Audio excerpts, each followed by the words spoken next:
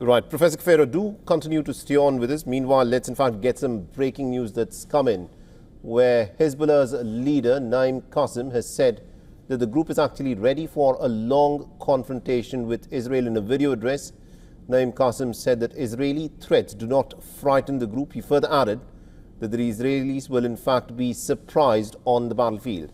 He said that he'll not allow Israel to erase the group's existence. This is the statement by the Hezbollah chief, Naim Qassem, where he has said that the Israelis will be surprised in this war and that Hezbollah is ready for a long confrontation.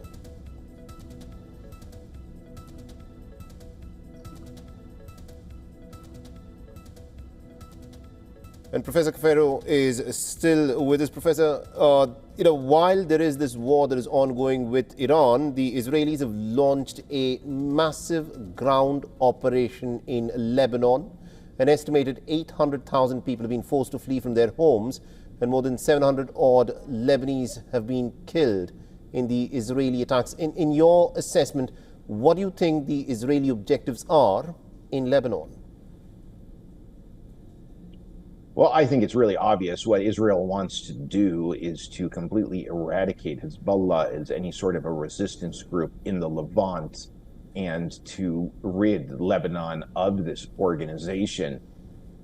It's pretty clear.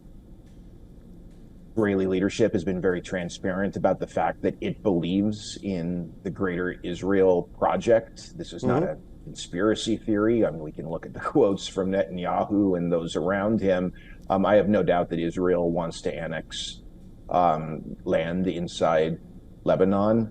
I think it's also important to point out, though, that it was less than a year and a half ago when there was the quote ceasefire that Israel and Hezbollah signed under American and French auspices. This was, of course, back in November 2024, and the Netanyahu government was boasting at the time that basically Hezbollah as a threat to Israel had essentially been removed.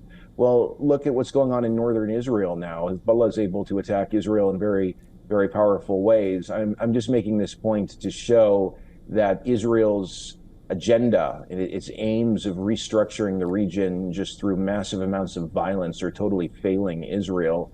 These campaigns are obviously people to hell on earth, but at the same time, I don't think we can even argue that Israelis themselves are more of their government's aggression toward Lebanon.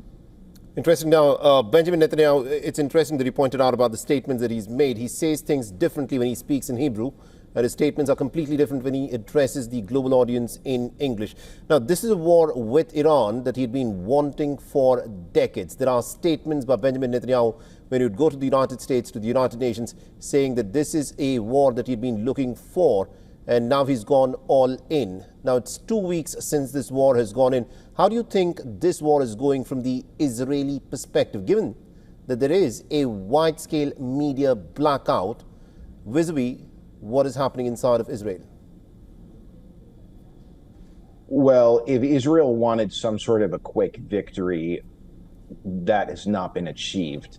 I think maybe there were some in Israel who thought that within the context of the December 2025 and January 2026 demonstrations in Iran, that just a few Israeli and American bombs would drop down on security forces in Iran, the people would rise up, and this would be the end of the Islamic Republic, or that the killing of the second supreme leader of the Islamic Republic would spell the demise of the regime.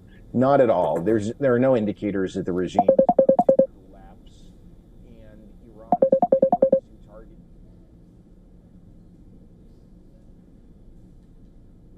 All right, we'll try reconnect with Professor Kafero there. There seems to be a bit of an issue with the line.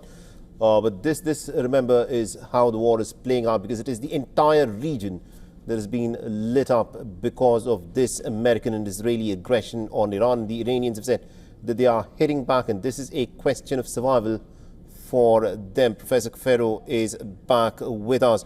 Professor Kafero, we were talking about how this war is going for Israel, because there is very little information that is in fact coming out from inside of Israel vis-a-vis the amount of damage that it has sustained, although the number of rockets and the missiles that the Iranians have been firing into Israel is nowhere in comparison to what they did last year in the 12-day war. Do you think this is the Iranian strategy of keeping this conflict going and to eventually see if the American will to fight this war, because the economic pain that is being caused to them because the closure of the Strait of Hormuz forces the American president to probably declare victory? What, in your assessment, is the Iranian strategy this time around? Excellent question. You're spot on to point out some of these important differences between the ongoing war and the 12-day war that took place in the middle of 2025. I think right now, this time around, Iran's strategy is much more focused on attacking the United States and its interests in the region and less on directly attacking Israel. The fact that Iran has fired more projectiles at the UAE than at Israel speaks to this point. I think the Iranian strategy is based on the assumption that time is on Tehran's side in this conflict. And this is a strategy, maybe we can describe it as, death by 1,000 cuts. The Iranians seem to be patient, and they seem to be of the view that the costs will become too high for the United States to continue waging this war. And then when the United States concludes it needs to reach some sort of an agreement or a ceasefire with Tehran, then Israel will have no choice but to go along with that. This is at least how I'm reading the Iranian strategy. Right. Now, the price of Brent at this moment, as I see, is about $102 a barrel. And a lot of experts are suggesting that if the Strait of Hormuz remains shut, as it has been for the last 2 weeks, then this will plunge the American economy into a recession. It will plunge the global economy into a recession.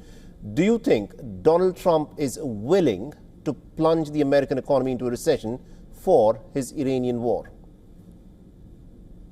Well, that's another great question you're asking. The line that Trump and others in the U.S. who are supportive of his policies in this war say is that this is, short-term pain for long-term gain. But let's be honest here. If this war drags on for a long time and it causes the U.S. economy to really suffer, there's a limit as to how long this war is going to be politically viable here in the United States. Let's not forget that in a little bit less than 8 months, we have the midterm elections coming up. Trump, of course, wants his allies in Congress to get reelected.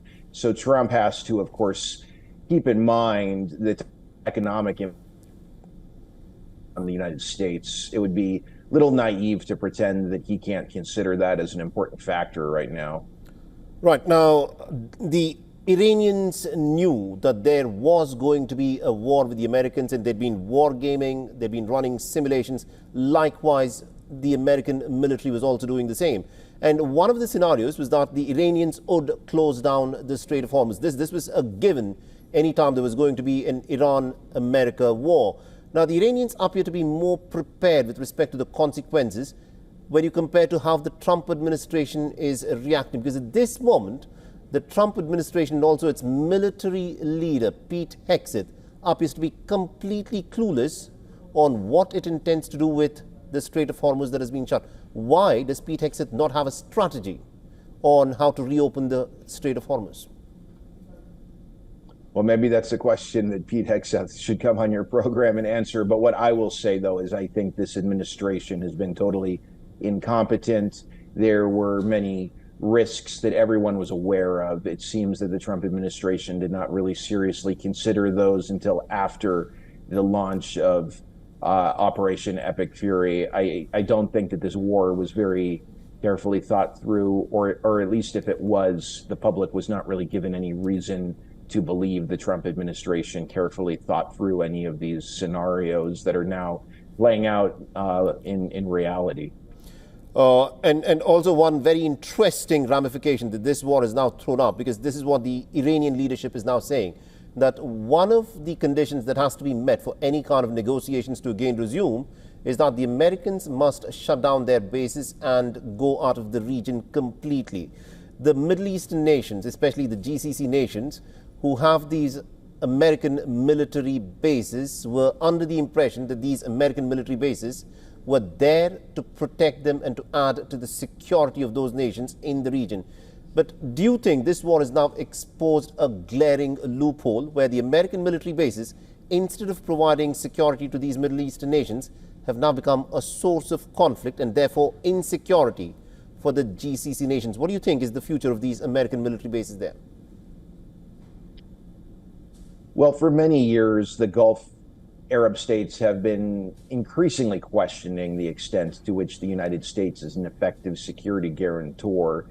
We saw with the Saudi Aramco attacks of September 2019, then the Houthi attacks on Abu Dhabi in January 2022, that the U.S. security umbrella had failed the Gulf Arab countries. Now that this war has been going on for about 2 weeks, there has been loss of life now in all 6 GCC states, with cities all over the Gulf being hit by Iranian missiles and drones. I don't think the Gulf Arab states have much confidence in the U.S. as a security guarantor. I think they believe that the U.S. has brought a lot more instability to the Gulf this year than stability.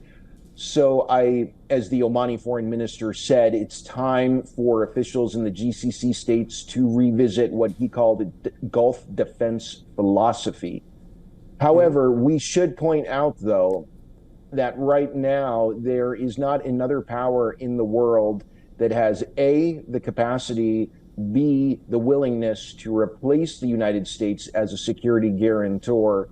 So in my opinion, this war is not going to result in the Gulf Arab states immediately cutting off their very close military security ties with the United States because they don't have another country to go to. But I think this war accelerates the Gulf states' movement toward diversification of defense alliances. And it will be interesting to see how other countries, maybe France, Turkey, Russia, China, how they might try to take advantage of these dynamics in the Gulf. Very difficult to predict how this will play out, but these are certainly interesting questions we have to continue to look at. Indeed. Thank you very much, Professor Cafero, for joining us from Washington, D.C. and getting us that perspective. This is a crucial war that in many ways will redefine the balance of power in the Middle East. Pleasure to be with you. Thank you.